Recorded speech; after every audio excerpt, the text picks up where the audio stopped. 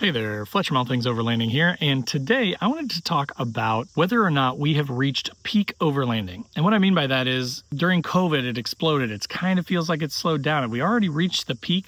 I feel like there are so many influencers, so many new YouTube channels popping up every day, just so much new content, so many new products that, it feels weird, right? It feels like maybe we've reached and exceeded peak overlanding. So today I wanted to talk a little bit about that topic, give you my thoughts on it. Of course, if you guys are watching on YouTube or listening or watching on Spotify, post up in the comments down below. Let me know your thoughts.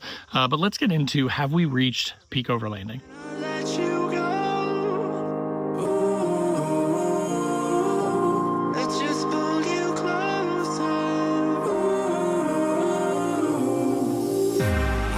Understand where it came from, but you got it, my got it. It began in the land of the sandstorm. I fought it, though I wanted everything to do with what you give to me.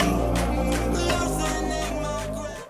All right, so as I mentioned in the intro today, I'm talking about whether we've reached peak overlanding. You know, you turn on YouTube, and at least for me, now I'm an overlanding content creator, I guess you could say.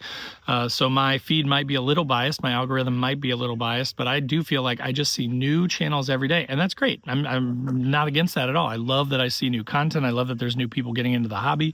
I love that there are new people creating content. I do worry a little bit, and believe me, I'm self-aware. I know that I do a lot of gear videos and I do things like that. So there definitely is a valid argument to be made, and I see people post this in my comments all the time about, hey, all these brands are giving out all this free stuff and it's ruining it for everybody. So I'm going to talk about that a little bit here in a second, because I understand that, but I don't think I agree with it. So we'll talk about that here in a second. I'm also going to touch a little bit on, expos and things like that, like expos now versus expos a few years ago, what's kind of changed. And then I'm going to finish up with talking a little bit more about like the gear itself. Is the gear changing? Are these brands still sort of taking advantage, trying to like kill us with the overlanding tax, trying to make products just for profit, or trying to make products that actually benefit people that like to disperse camp, car camp, overland, whatever you want to call it? So let's start by talking a little bit about the social media space, right? These influencers, if you will. I would never call myself an influencer. I kind of think it's kind of a gross term. I don't view it that way, that I'm not trying to influence anyone one way or another. I'm trying to provide information. That's my channel, is mostly about budget stuff, because I think that so much of this gear is overpriced and too expensive for what it is. And then also just educational content, right? And not to say that I know anything more than anyone else either. I'm just someone that's been doing it for a while, and I've learned a ton, right? So every time that I buy a new piece of gear, I've been through multiple flashlights, multiple knives, multiple, camp setups, rooftop tents, ground tents, hammocks. And I've learned a lot each time that I switch my setup. I look for something that's going to make things simpler on me, streamline my setup and teardown, make it more convenient so that I get out more, that I want to go camping more, and make it so I can enjoy camping and not worry so much about spending an hour setting all my stuff up, right? So there is this influx of influencers. And so the only thing that I will say is, all these folks that comment, if they didn't give away the free stuff, then it's destroying it because then nobody's honest and nobody talks about stuff. I agree with that to an extent. And that is the one thing that does worry me about quote unquote influencers and, social media people with all the channels popping up every day. It's very tempting. I mean, I do get free gear. I'm not going to lie about that. I do get a good amount of free gear. And, there are definitely incentives for people with content channels and especially significant followings to push gear. Now, you'll notice I don't have any sort of like actual sponsors for the channel. I'm not taking any cash from anyone. Pretty much anything that I do ever is related to an exchange. So it is literally, we will give you a product in exchange for you taking the time to talk about it on your channel. If anyone ever says you have to say good things, or I have to review it and then I'm going to make changes and you have to make my changes, I say no immediately, because I'm not going to work with those people, right? I want to be honest about stuff. You'll also notice that in my gear videos, I call them gear videos and not gear reviews, because I very seldom do a review of a product. Because in most cases, that product has been sent to me recently. They expect a video in a pretty short amount of time.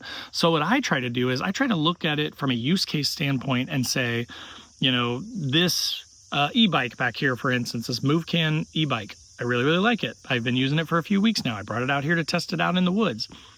Is it going to last for 5 years? I have no idea, right? I've just used it for a few weeks. Do I like the features of it? Sure. So what I do is I will make a video that says, here is the product, here is the piece of gear, right? Here is the dimensions, here's the weights, here's the waterproof rating, right? I try and give you as much information about it, show it in real world use, talk about any like challenges that I've had with it or things that I really like about it, and then try and like think through all the different iterations of setups that I've had and tell you like, hey, if you are this type of camper, this may make sense for you. Or, if, you know, like there may be like a 500 watt power bank. And like for me, that's not enough power now. I have too many power needs with my e-bike that I want to charge, with a fridge, with a diesel heater, with a, you know, I have a portable AC. I have all this different stuff that I kind of use. I want to charge my chainsaw batteries. I want to be able to charge my laptop and work from the woods when I need to.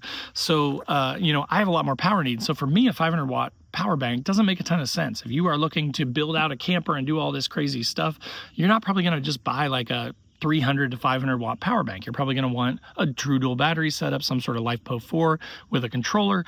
So that's what I try to do, right? Is I will try and talk about the product and its features and benefits, and then I'm going to try and give you use cases and who I think it makes sense for, and give you that real world experience to sort of explain and hopefully help you target in on, this does seem like it might be something I could use, or no, this isn't right for me.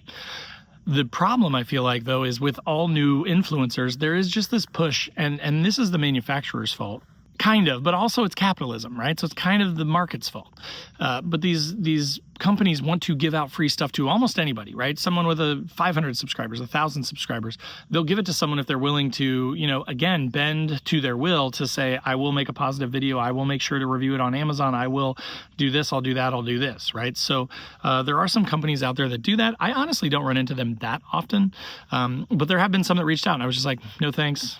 Goodbye. I had a drone company one time that reached out to me with like a camera drone, and they were like, we want to send it to you, but we want this, and this. And I was like, no thanks. I'm not going to do that.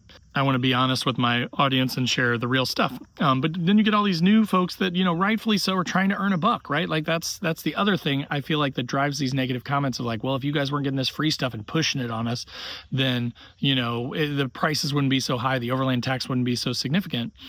And it's like, I don't think I agree with that. Like, I don't think that has anything to do with it. Them giving away free stuff is actually a really good marketing expenditure for them. I mean, think about a 500 watt power bank that they sell for $250, $300. Their cost on that's what, $60, $80, $100, something like that, right? They have a good amount of margin in that thing. So imagine if they gave it to you at full retail and that was their cost, right? Let's say it's a $300 power bank. If they give me a $300 power bank, I've got to make a trip 2 hours away to the woods to shoot a video, because of course they don't want you shooting it in your driveway if you can avoid it. They want you to shoot it in use in a real camping situation. So I've got to drive 2 hours away. I've got to take it with me. I've got to study up on it. I've got to learn everything about it. I've got to use it for a few weeks. I've got to test it, make sure that it doesn't fail, make sure that it's not complete junk, right? Like I'm never going to talk about anything that just doesn't work. And then I've got to come out here. I've got to shoot it all. I've got to go back. I've got to edit it. I've got to send it to them. I've got to, you know, post it up. I've got to schedule it. I've got to write a description, a title, make a thumbnail. There's a ton of work that goes into even shooting that little video. And when you break down that $300 per hour, let's say it takes, minimum 8 to 10 hours between driving down, driving back, shooting the video, editing the video, putting the video up. It all takes time. It all adds up. Even if everything took a half an hour, there's 8-10 steps there, you know? So when you break that down, the money per capita for that $300 power bank is just not there, right? It doesn't make sense. But it's a great deal for the manufacturer. So again, if they find a newer YouTuber or a newer Instagrammer or somebody that is willing to do whatever they want, then for them, it's a great deal. Right? They get a great amount of value out of it. To those comments point though, it is interesting how you can kind of almost see like campaigns flowing through YouTube, right? Like you'll notice, I did a video on this ComVolt 2200 recently, which is like an all-in-one battery bank, and I actually really like it. It's a really cool idea to sort of work you into the world of dual battery setups without having to like go all in and having to buy all these different disparate parts and then wire them together. So it's a really cool product. But you'll notice if you look at, you know, a lot of overlanding YouTubers, all of a sudden I saw all these people. Primal Outdoors did a video on the ComVolt. I think he had the 4200. Soft-Roading the West did a video on the ComVolt. He worked it into his truck. So you'll just start to see all of a sudden all these influencers are talking about that. And that to me, I totally understand how that can feel as a viewer to be like, oh God, look, now ComVolt's pushing all this stuff. But you have to keep in mind too that like that's just how it works, right? Like these companies develop a product. They want to get the word out there, so they reach out to multiple influencers. They generally, again, there's some sort of a timeline. It's usually 2 weeks to 6 weeks, somewhere in that ballpark, that they would like you to take it and then do a video on it. So, you see these sort of floods of different information. You'll see different ice cold fridges that come out that then all of a sudden you start to see everywhere, like that new one with the door that comes down or whatever. Like I see just all kinds of influencers talking about that. Now, but the thing to keep in mind is that's good, right? Like, that's what kind of blows my mind about this whole thing, is everybody kind of complains about or is mad about the fact that influencers are getting free stuff, right? But these influencers, these social media people, have worked really hard to build their followings. I've been doing this for 8 years, pretty solid, 7, 8 years now, pretty solid, putting out at least 2 videos every week for years, right?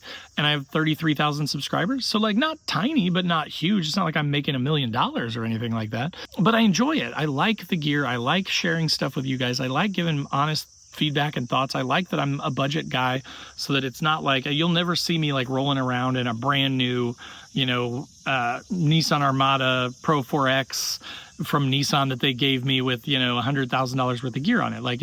It's not what I want to do. I don't want to do that. So, but there is a problem, and I will admit it, with a lot of influencers just willing to do whatever. So I feel whenever you see a video, my tip there to guard you against that is, if you see a video that talks about review, but then they're doing an unboxing, red flag, right? If they say this is a review of the 500 watt power bank that I just got, and then they're like, let's unbox it together. That's not a review. They haven't even opened it yet, right? They haven't even taken it out of the box. So if there's an unboxing element, and then some features and stuff, and then they're telling you at the end that this is the best power bank ever, and that it's changed their lives, and it's a game changer, and they're going to do this, and they've done this, and this, and this, and this, that's a lie, right? That is not valuable, useful, helpful content. If you see a video, I hope these are what mine are, where I say, hey, today I'm going to be talking about this product. I'm going to show you all the features. I'm going to talk to you about weight. I'm going to talk to you about dimensions. If it's a power bank, I'll talk about the different types of plugs that it has, what its cutoffs are, what it can run. I'm going to show it in action, right?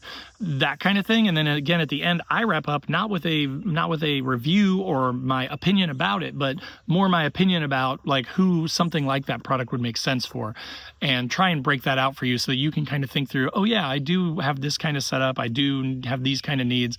That does maybe make sense for me. Let me check it out and learn more. Click on the link below, right?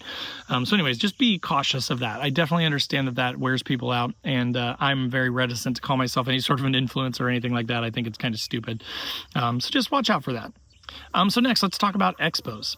So as far as expos go, they have changed quite a bit, right? There's the Overland expos. I actually really enjoy them. I've not been out west because I'm way far east in Indiana. I've been to Overland Expo East. I've been to a lot of smaller, more boutique type of events, and I definitely prefer the boutique type of events. But I will say, Expo East, I went 2 years ago, and it was pretty awesome. It's definitely bigger. The food is more expensive, right? There's a ton more vendors, a ton more people. You're literally camping in a field. So there are some downsides. It feels weird. An expo is not overlanding, right? And I've made a whole episode about that in the past on the podcast, so I'm not going to rehash that a bunch, but an expo is a totally different thing, right? You are going to look at products, you're going to meet people, to share your interest with other people, to research stuff, to find out and learn more about some products maybe that you're looking at that you couldn't see otherwise. That's what the big expos are for. It is interesting that a few years ago, the Overland Expo folks got bought by private equity.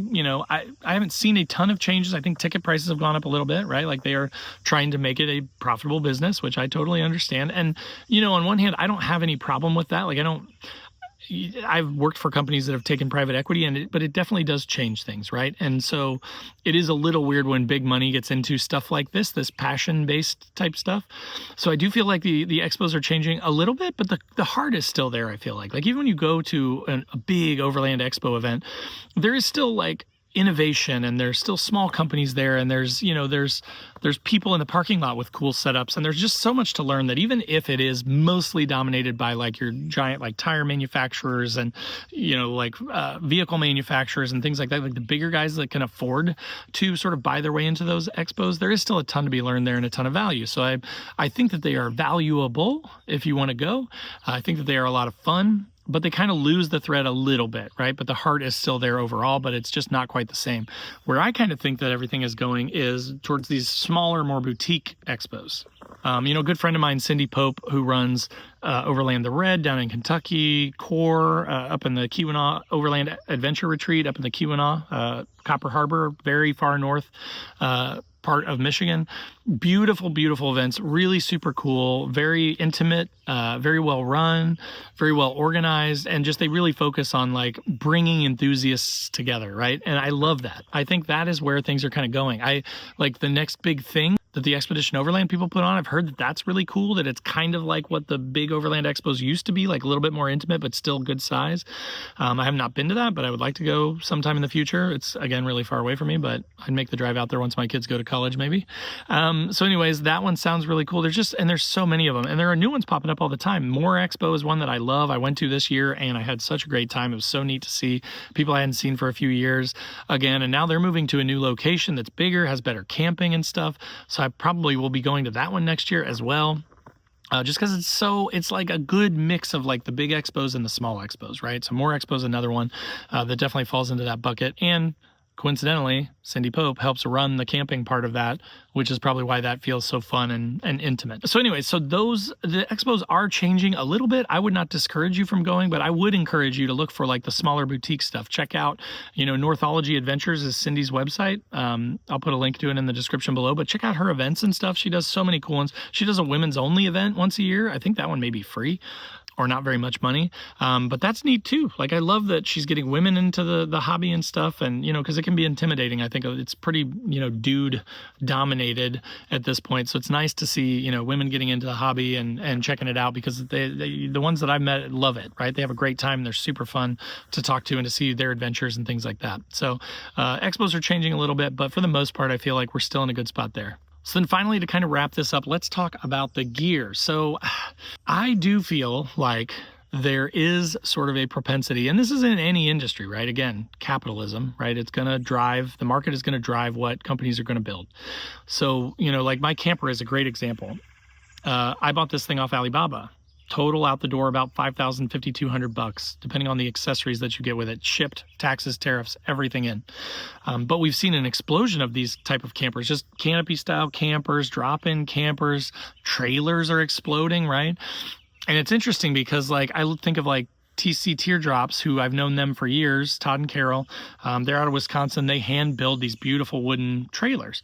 And their prices are extremely reasonable. Like it's been a while since I looked at them, but like 8-10 grand starting, and you could go up to like 20 or 25 grand if you want, but like let's call it 10 to 25 grand for like a really nice tow behind teardrop trailer you can sleep inside of. You have a galley on the back, you can put a fridge in it, really well built, just like crafted with love kind of thing. Now you've got all these trailers, and this isn't a bad thing. This is, again, it's great that we have options and competition, but I mean, you see some of these that are $60, $80, $100,000 for a tow behind camper. And that's great. If you've got the money and you can do it, like if I was, 65 and retired and had sold my house and downsized and I had all kinds of money, it might make sense to spend that kind of money and buy something like that. So I do not want to say that I'm poo-pooing on any of these trailer companies. They all have their own value and benefits, right? But it is interesting to see that explosion in that stuff. And it is a tiny bit worrisome to me, only in that I worry about, and I can't think of any specific examples. Like there's no like bad trailer company, that I've heard of that like they really rip people off and they're selling them a $10,000 trailer for 50 grand or anything. But I do worry a little bit about confusion in the market, right? Like, is it going to get confusing at some point? Is it going to turn people off when they're like watching YouTube videos and they're like, oh, that trailer looks really nice. Oh, it's 60 grand. Well, I will not be overlanding, So it's like a balance, right? Like I love that we have options. I definitely do not want to say that I'm discouraging competition or varying price options and feature options. But I do worry a little bit about like market confusion and just like oversaturation of the overlanding space with these products. So if you're watching this or listening to this and you're like newer and you're like, oh my gosh, I see all this stuff. Let me just say, do not be worried about it, right? Take what you've got, get out, and just give it a shot. Slowly you will figure out what makes the most sense to you. Like, does a big camper like I have make sense? Do you really want comfort? Do you go quite a bit? Do you spend a lot of time out dispersed? Are you worried about the wind flapping fabric? Do you want a hard-sided? Do you want a soft-sided? Is a hammock sufficient? Is a ground tent sufficient? There are all kinds of options. You don't have to spend $1 million. You just have to figure out what you want to do and what makes sense for you, and then figure out what makes sense for your budget, and then look at all of your options. I like to list them out, make a spreadsheet, and then figure out what gear, where you want to prioritize your spend, right? Like I prioritize my spend on my sleeping stuff because a lot of your trip is successful or a failure based on how well rested you are. Like when I went to Wyoming, we were in the car for 21 hours on the way out there. It took 2.5 days to get out there. Then we were on trails, bouncing around, getting beat up, driving 8, 10, 12 hours a day, every single day to find a beautiful campsite and sit out. But we were going to bed at 9, 10 o'clock at night, which for me is really early. And so having that ability to actually get a good night's sleep and not just toss and turn and have a terrible night's sleep and then be tired the next day and then it catches up with you was really important for me. So I focused a lot on comfort and sleep. And then now I'm starting to focus more on like my electrical system, like having a ton of capacity, being able to charge my e-bike. So at expos and stuff, I don't have to worry about it dying. I have tons of power to keep it topped off, keeping a fridge running, a diesel heater for the winter because I go in sub-zero temps. Like all that stuff has extended my season, made it more fun for me. And yes, eventually you start to spend more money and it starts to cost more, but you can take your time with that and you never have to do it. You never have to do it. So just base it on your needs and how frequently you go and kind of try and tone down the noise from all these gear manufacturers that are telling you have to have this or this next thing is the game changer, right? So that's kind of my thought on the gear side of things. So what are your guys' thoughts? Again, if you're on YouTube, if you're on Spotify, there should be a spot down below to leave comments. I'd love to hear from you. What do you think? If you're just listening on the podcast though, hop over to my other social media channels. They're all linked in the description below. But I'd love to talk to you on Facebook, Instagram. There's also a group called Newbie Overlanders that I run that's linked below. And in there, I post up a video every week. We have like a once a week, like here's where people can share their social, but otherwise it's really clean. We don't let people self-promote. We don't let people sell stuff. We don't let people bully each other. So it's just a really good, wholesome sort of group about overlanding where you can get tips. You can ask for advice and stuff, ask people if they've used pieces of gear. So if that sounds good, definitely check that out as well. Also, if you're watching on YouTube, below this video is a join button, which is just sort of a passive way to support the channel. It gets you early access to the videos, these podcasts, everything that I do. So if that sounds good, check that out.